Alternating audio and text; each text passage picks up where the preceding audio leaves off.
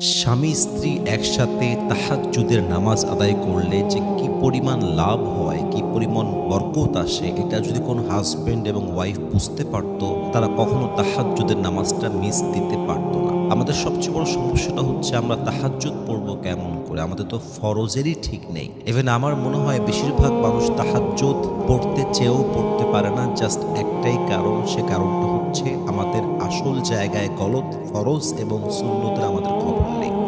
এজন্য আমি প্রত্যেকটা হাজব্যান্ড এবং ওয়াইফকে বলবো, যদি আপনারা আল্লাহর কাছ থেকে বড় কিছু পেতে চান, তাহাজ্জুদটা উভয়ে আদায় করেন। স্বামীও ওঠেন, স্ত্রীও ওঠেন, জায়নামাজ বিছান, তাহাজ্জুদ আদায় করেন, উভয় মিলে দোয়া করেন। আপনার যে কত লাভ হবে তার কয়েকটা আইডিয়া আমি আজকে দিচ্ছি, যাতে করে প্রত্যেকটা হাজব্যান্ড এবং ওয়াইফ মোটিভেটেড হয় তাহাজ্জুদটা একসাথে আদায় করার জন্য। নাম্বার 1, হাজব্যান্ড এবং ওয়াইফ যদি একসাথে তাহাজ্জুদ আদায় করে, সবচেয়ে বড় এবং উত্তম লাভ হচ্ছে উভয়ের সম্পর্ক আল্লাহর সাথে শক্ত হয়ে যায়।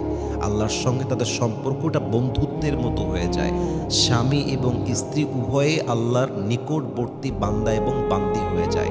এর চাইতে বড় লাভ কি প্রিয় ভাইয়ের আর কিছু হতে পারে? স্বামীও আল্লাহর প্রিয় বান্দা, স্ত্রীও আল্লাহর প্রিয় বান্দা।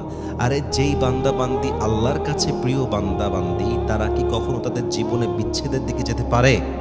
পারে না। এজন্য সবচেয়ে বড় লাভ হচ্ছে স্বামী এবং স্ত্রী আল্লাহর সবচেয়ে নিকটবর্তী বান্দা এবং বান্দি হয়ে যায়। তাহাজ্জুদ মিস দেওয়া যাবে না। 2 নাম্বার লাভটা হচ্ছে স্বামী এবং স্ত্রী যখন একসাথে তাহাজ্জুদের জায়নামাজে দাঁড়িয়ে যায়, তাদের পারস্পরিক যে সম্পর্কটা আছে, এই সম্পর্কের মাঝে আল্লাহ বরকত দিয়ে দেয়, ভালোবাসা বাড়ায় দেয়, মায়া বাড়িয়ে দেয়। এবং স্বামী এবং স্ত্রী যখন একসঙ্গে তাহাজ্জুদের জায়নামাজে দাঁড়িয়ে যায়, আল্লাহর কাছে দোয়া করে, আল্লাহ রব্বুল ইজ্জাত ওয়াল জালাল উভয়ের জীবনের সমস্ত গুনাহ খাতাকে মাফ করে দেয়। পড়ে সুবহানাল্লাহ। চিন্তা করেছেন, যদি আপনারা তাহাজ্জুদ পড়তে পারেন স্বামী এবং স্ত্রী মিলে, আপনাদের সঙ্গে আল্লাহর সম্পর্কটা দৃঢ় হবে, স্বামী স্ত্রীর সম্পর্ক স্ট্রং হবে। 3 নাম্বার, আপনাদের সংসারে আল্লাহ রব্বুল ইজ্জাত ওয়াল জালাল বরকত তো দিবেনই, পাশাপাশি আপনাদের তাহাজ্জুদের বিনিময়ে, দোয়ার বিনিময়ে আপনাদের জীবনের সমস্ত গুনাহ খাতা আল্লাহ তাআলা মাফ করে দেবে। পড়া সবাই সুবহানাল্লাহ। এবং 4 নাম্বার যে লাভটা হয় সেটা হচ্ছে যে আল্লাহ রব্বুল ইজ্জাত ওয়াল জালাল স্বামীর রিজিকে বরকত দান করে, স্বামীর কামায়ে বরকত দান করে।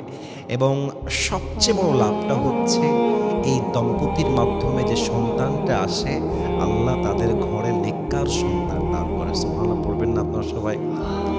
খালি লাভ আর লাভ, লাভ আর লাভ।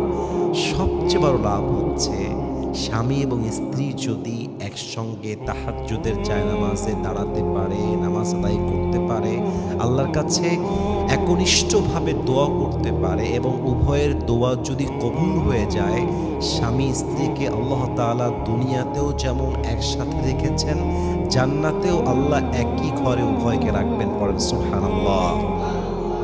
এজন্য যদি সংসারে বরকত চান, স্বামী স্ত্রী ভালোবাসাকে বাড়াতে চান, নেককার দিনদার সন্তান চান, উভয়ের গুনাহকে ক্ষমা করাতে চান, উভয়ের সম্পর্ককে স্ট্রং করতে চান, পরিবারে বরকত চান, রিজিকে বরকত চান, আল্লাহর সঙ্গে সম্পর্ক যদি দৃঢ় করতে চান, স্বামী স্ত্রী মিলে উভয়ে তাহাজ্জুদটা আদায় করবেন। হাদিসে আসছে, স্ত্রী যখন স্বামীর চোখে তাহাজ্জুদের জায়নামাজে দাঁড়াবার জন্য পানি ছিটিয়ে দেয়, জাগিয়ে তুলে, এই পানি ছিটানোর মাধ্যমে আল্লাহ স্ত্রীর আমল নামায় সওয়াব লিখে দেয়। পড়েন সুবহানাল্লাহ। যদি একজন স্বামী তার স্ত্রীকে তাহাজ্জুদের জন্য ডেকে তোলে এবং স্ত্রী উঠে অজু করে নামাজটা পড়ে, আল্লাহর হাবিব বলেছেন ওই নামাজটা যে স্ত্রী পড়লো সে তো সওয়াব পাবেই পাবে, এবং স্ত্রীর ওই সওয়াবটা আল্লাহ স্বামীর আমল নামাতেও দান করে দেবে। পড়েন সুবহানাল্লাহ। এই জন্য যদি আপনারা দাম্পত্য জীবনে সুখী হতে চান, আপনাদের দাম্পত্য জীবনটাকে সুন্দর করতে চান, পারস্পরিক সম্পর্ককে স্ট্রং করতে চান, একে অপরের জন্য রহমত হতে চান, তাহাজ্জুদটা প্লিজ মিস দেবেন না। টুগেদার উভয়ে মিলে চেষ্টা করবেন। আমি একটু টিপস শিখাই দিচ্ছি। আমার মনে হয় পার্সোনাল পয়েন্ট অফ ভিউ, হাজব্যান্ডের উচিত ঘুমানোর আগে একটু বেশি করে পানি খাওয়া, ওয়াইফেরও উচিত একটু বেশি করে পানি খাওয়া। কারণ সায়েন্স বলছে পানি যদি মানুষ একটু বেশি করে খায় সর্বোচ্চ 3 থেকে 4 ঘন্টার পরে তার ভেতরে একটা ইউরিন পাস করার যে ব্যাপারটা এটা কাজ করবে। কারণ আপনি যদি পানি বেশি করে খান আপনার ইউরিন পাস করার যে চাপটা এটা বেড়ে যায়। তো আপনি যদি রাত 10টার সময় ঘুমিয়ে যান এবং ভয় পান যে আমার ঘুম ভাঙবে কিনা, কিন্তু আপনি যদি পানি পান করে ঘুমিয়ে যান দেখবেন যে আপনার ঘুমটা অতি দ্রুত ভেঙে যাবে। একটাই কারণ ইউরিন পাসের চাপে আপনার ঘুমটা ভেঙে যেতে পারে। আরেকটা টিপস অ্যাপ্লাই করতে পারেন, সেটা হচ্ছে যে প্রতিটা ফরজ আমল এবং সুন্নত আমল দৈনন্দিন রাইট টাইমে আদায় করবেন। আই রিপিট অ্যাগেন, তাহাজ্জুদ যদি মিস করতে না চান প্রতিদিন ফরজ এবং সুন্নতের যে আমলটা এটাকে গুরুত্ব দিয়ে আদায় করতে হবে। কারণ কি প্রিয় ভাইয়েরা, মনে করেন জোহরের পূর্বে 4 রাকাত নামাজ সুন্নত, আপনি এটা পড়লেন না, কথার কথা। এশারের পরে 2 রাকাত নামাজ সুন্নত আপনি পড়লেন না। মাথায় রাখবেন ফরজের কাতার সবচেয়ে উপরে, ওয়াজিবের কাতার তারপরে, সুন্নত তারপরে, নফল তারপরে। আপনাকে মূল ভিত্তি ঠিক রাখতে হবে। যেমন বেতেরের নামাজটা ওয়াজিব, আপনি বেতের পড়লেন না, আপনি সুন্নত পড়লেন না, আপনি যতই ট্রাই করেন আপনি তাহাজ্জুদ পড়বেন, আল্লাহ আপনাকে তৌফিক দিবে না, আল্লাহ আপনাকে ওই সুযোগটা দিবে না। আপনি যদি বাপ মায়ের খেদমত বাদ দিয়ে শাশুড়ির খেদমত করেন, খেদমত কি আল্লাহর কাছে কবুল হবে? হবে না। আপনাকে আসল জায়গা ঠিক রাখতে হবে। তাহলে আমরা যদি তাহাজ্জুদটা মিস করতে না চাই, আমরা চেষ্টা করব আমলে অ্যাক্টিভ হওয়া, ফরজটা পড়া, ওয়াজিবটা আদায় করা, সুন্নতটা আদায় করা। তবেই ইনশাআল্লাহ আশা রাখা যায় আমাদেরকে প্রতিনিয়ত তাহাজ্জুদের জন্য কবুল করবে একজন। বলেন সবাই, তিনি কে?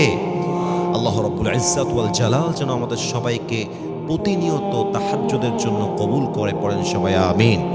এবং আমি আরেকটি কথা বলে শেষ করতে চাই যে তাহাজ্জুদের নামাজের মাধ্যমে আপনি যদি কখনো আপনার মনে হয় যে আমি তাহাজ্জুদ 3 দিন পড়তে পারছি, 4 দিন পড়তে পারছি না, আপনারা হতাশ হবেন না।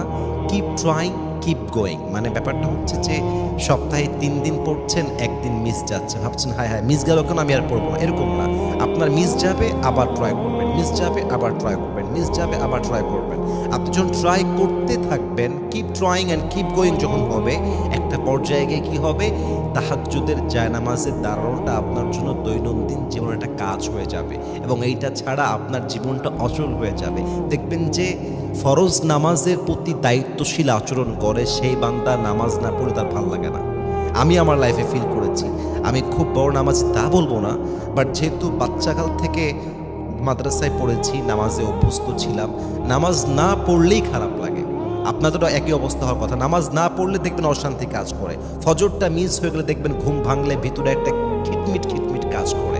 তো আপনি যখন ফরজের মতো তাহাজ্জুদেও আসক্ত হয়ে যাবেন, দায়িত্বশীল হয়ে যাবেন, তখন দেখবেন ফরজ না পড়লে যেমন ভালো লাগে না, তাহাজ্জুদ না পড়লেও সেম ফিলিংসটা আপনার ভিতরে কাজ করবে। আমি দোয়া করি আল্লাহ তাআলা আমাদের সবাইকে 5 ওয়াক্ত নামাজের পাশাপাশি, সুন্নতের পাশাপাশি, ওয়াজিবের পাশাপাশি যেন আমাদের সবাইকে তাহাজ্জুদের জন্য কবুল করে। পড়েন সবাই আমিন।